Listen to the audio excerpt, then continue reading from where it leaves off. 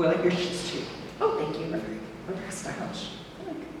Do you want to just like talk about clothes instead? We could. Actually, here's what I have to do this weekend. So I am like a total jeans, like shirt, t-shirt kind of girl. Yeah. I have to go to a gala Monday night.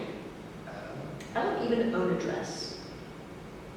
Would you? Nor do I want to wear a dress. Why don't you wear like a suit or something? Well, I think what I'm going to do is I've got some nice, like tailored black pants. I have a tuxedo shirt, and I'm going to go shopping this weekend for like a fantastic, fabulous, brightly colored blazer. I love it. Yeah. I love it. That feels more me. Yeah, like I'm not a dress girl. Me neither. Oh my gosh.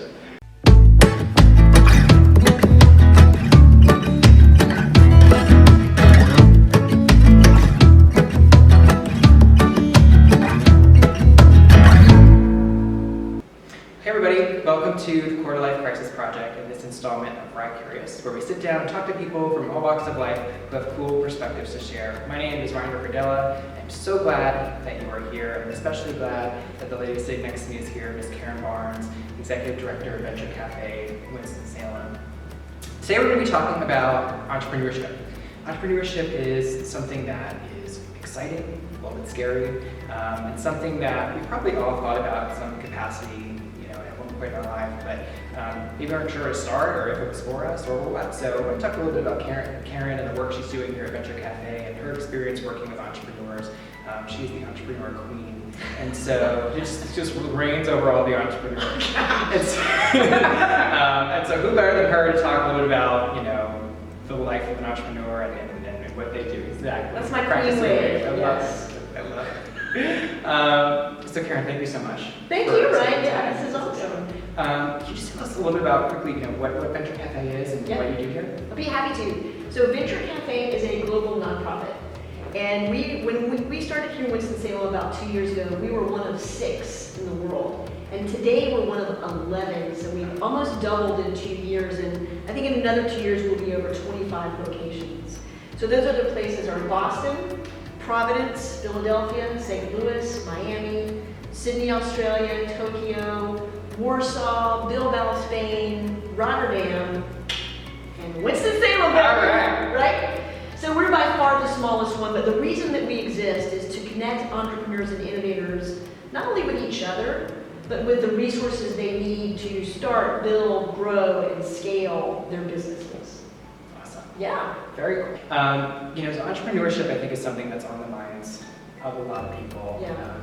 It's an exciting word, but it's kind of a big, scary word. Mm-hmm. And I think what Venture Cafe does, and that's super exciting, is that it makes people realize how accessible entrepreneurship can be. Yeah. And so I'm wondering just to kind of debunk that myth for people that, it's not for them or people can't do it. Can you speak to an example of maybe an unlikely entrepreneur success story or? Well, it's funny because people will say, entrepreneurs aren't made, they're born. I do believe there is such a thing as an entrepreneurial mindset, which is someone who's a little more willing to take some risks, who is restless and dissatisfied with problems that they see out in the marketplace or in the world or in their own lives. I also think entrepreneurs have to be really resilient, creative. My gosh, being an entrepreneur is tough, right? And I think one of the reasons why entrepreneurship is attractive to so many people, and particularly people your age, and I'm 51, so I'm like double the quarter life crisis, right? But when I look at your generation and why entrepreneurship is so attractive to you, I look at over the course of my career, and I look over the course of the career of my parents, and you guys have seen massive corporations shrink. You've seen huge layoffs. You've seen that lack of security that my parents and my grandparents had. It's okay. It's fine. It's showbiz. technology, right? I'm a woman in demand. I have no idea who it is. They're probably trying to sell me car insurance. Maybe it's an entrepreneur calling. Should we answer? No. I'm going to say no. It's probably a robocall. So I understand. I think there's a greater emphasis on entrepreneurship for young people today because it offers that sense of possibility. It offers that sense of self-direction, right? But it also allows a lot of the values that I'm hearing that your generation has to be acted out, right? So your generation is very motivated by social values. So a lot of social entrepreneurs like yourself who are saying, how can we take innovation, apply innovation to hunger or to economic mobility or to educational outcomes, right? So I think there's a lot of heart in it. Your question about unlikely entrepreneurs, the ones that always kind of make me go, whoa, are kidpreneurs. I mean, honestly, and we have one, we have actually several here in Winston-Salem. The one that I am most familiar with is Cam's Coffee Company. Okay. And Cam is, when I first met him, he was 10. He's now 11, I think. But Cam was born with a traumatic brain injury. And he has some nerve damage down his right arm. So he's got a few dexterity issues. And he had some social communication challenges. But he loved coffee. Like he loved studying about coffee, drinking coffee, mixing coffee, and he just dove right into it. And so his parents very astutely said, let's build on Cam's interest to create a job for him, because he may have trouble finding a job when it's time for him to find a job. So they created this little pop-up coffee shop, Cam's Coffee, right? And today they're at Venture Cafe every Thursday. They're our coffee partner, but they now have two bricks and mortar locations, and I understand they're working on a third, right? So Cam is 11. And the beautiful thing about this company, not only is Cam hanging out with other entrepreneurs here, when I first met him, Cam couldn't look me in the eye and wouldn't have a conversation. Today, he runs the coffee bar here. He runs around, he talks to other entrepreneurs, he comes to the programming, he is greeting people. Like, it has broken open his whole world, right? And so now Cam is like a little coffee baron, right?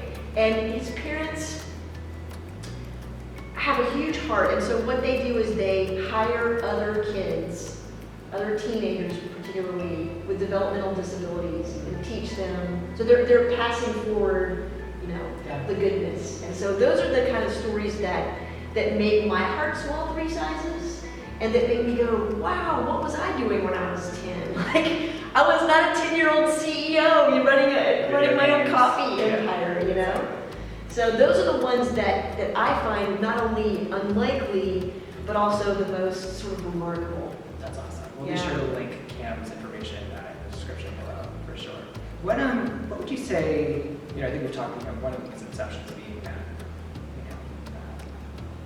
it's not for me or it's inaccessible, right? But what would you say is another big misconception people have about the notion of entrepreneurship? Well, let's go back, because I don't think I really answered that question about is entrepreneurship for me, right? I think entrepreneurship is not for everyone. And the best example I can give is my wife, right?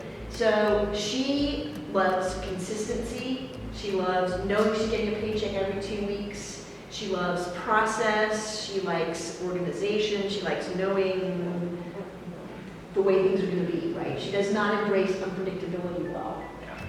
And if you have that sort of worldview, you're not going to make a good entrepreneur, because everything is uncertainty, right? All the time. Everything is uncertainty. So the first day that I started on this job, I had literally nothing. Nothing. I didn't have an office. I didn't have a computer. I had a job description. And that afternoon, I bought a plane ticket to go to a global conference the next day to sort of figure out what the heck do you do as an executive director of Venture Cafe. I had never even been to a Thursday gathering. I'm like, what is my job? I do not know what I'm supposed to create. So we just created the Access Center for Equity and Success here, and it was a similar thing. We started with an approved grant proposal and some space, and the gentleman that we hired to run that, his name is Hassani Mitchell, like, his computer didn't come in for 3 days. So like, you start with nothing, nothing. So entrepreneurship is not for everybody, right? And that's something to think about. If you're sitting and you're watching, you're thinking about taking a leap, or do I not, to check in with yourself and think about what you value professionally, right? And if that's something you have a tolerance for. And personally, and I'll tell you why, because running a startup requires parts of you that you didn't even know existed. I mean, more patience than you knew you could possibly have, more forgiveness, more resilience, more determination, more creativity. I was just talking to a startup founder yesterday. You have to love the ride. And the ride can be serious highs and serious lows in the space of minutes. I mean, it's almost manic in a way. So people that are, and I don't mean that in like a mental illness kind of a way, but you have to be able to navigate that ride, right? And not everybody's comfortable with that. Yeah, that's totally good. Yeah. What would you say, and I guess kind of piggybacking off that, you interface with a lot of entrepreneurs every week, every day, right? What's probably the most common mistake you see in entrepreneurship? It's hard to narrow it down to one, right? There are so many opportunities to make mistakes and so many opportunities to explore. And really, my philosophy is there's no one right answer, right? Pretty much in anything in life. Of course, obviously, don't kill people. Sure. But Write that down. write that down. That should be inscribed on a tablet maybe somewhere. But look, some of the common things that I hear, or mistakes that I hear entrepreneurs or startup founders talking about is they haven't quantified the problem that they want to solve.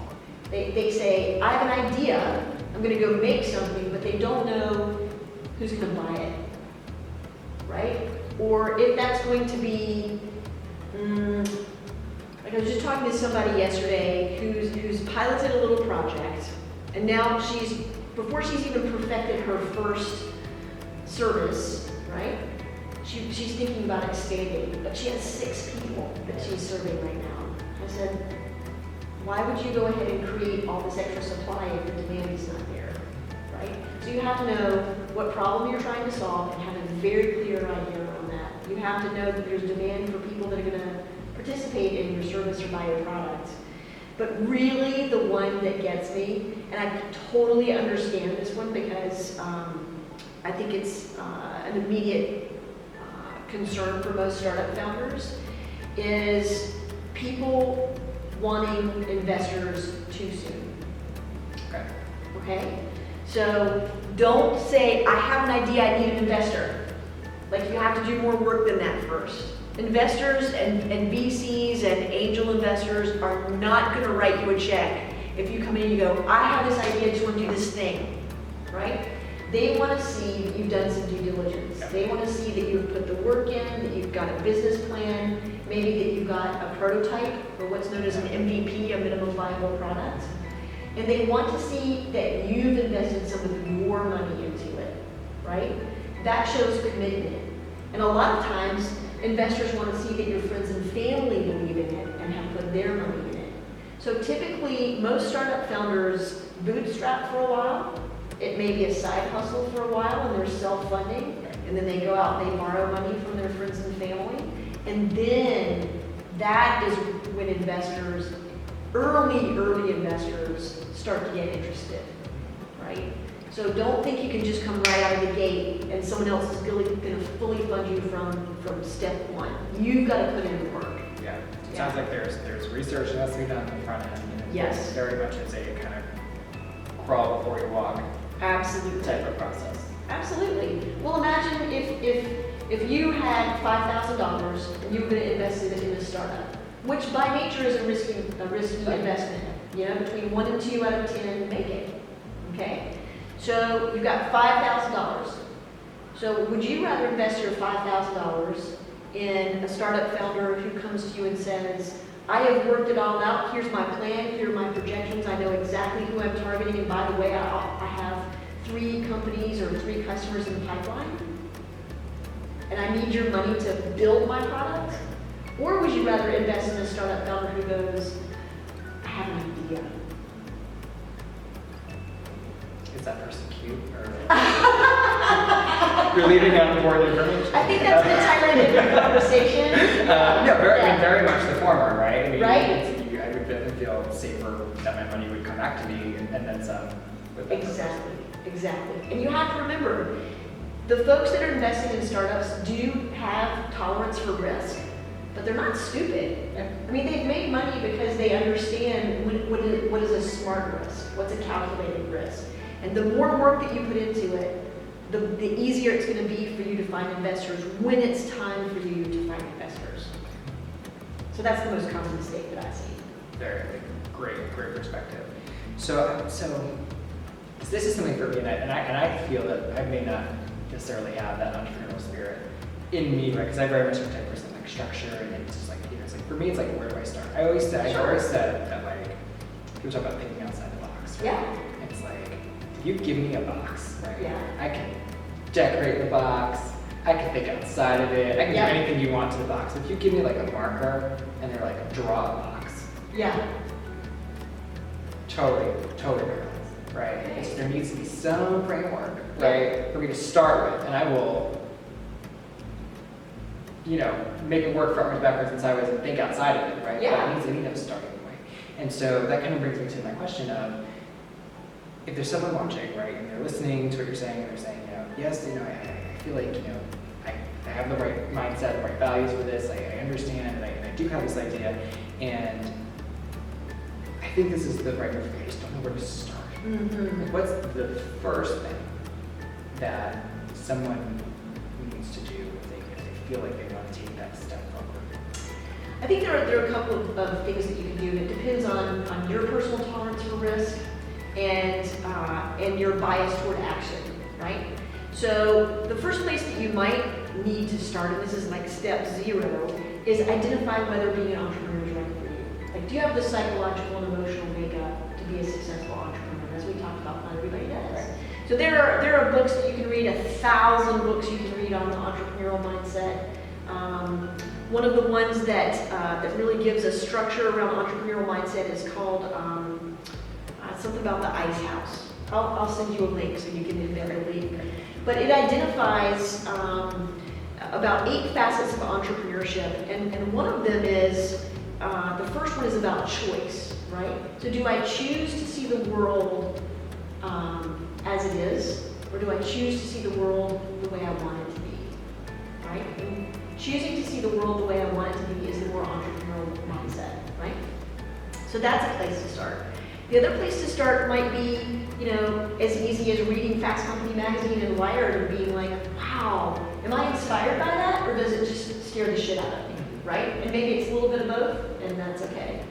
But it could also be, come to Venture Cafe, come meet some other entrepreneurs, find out what they're doing and how they took their first steps.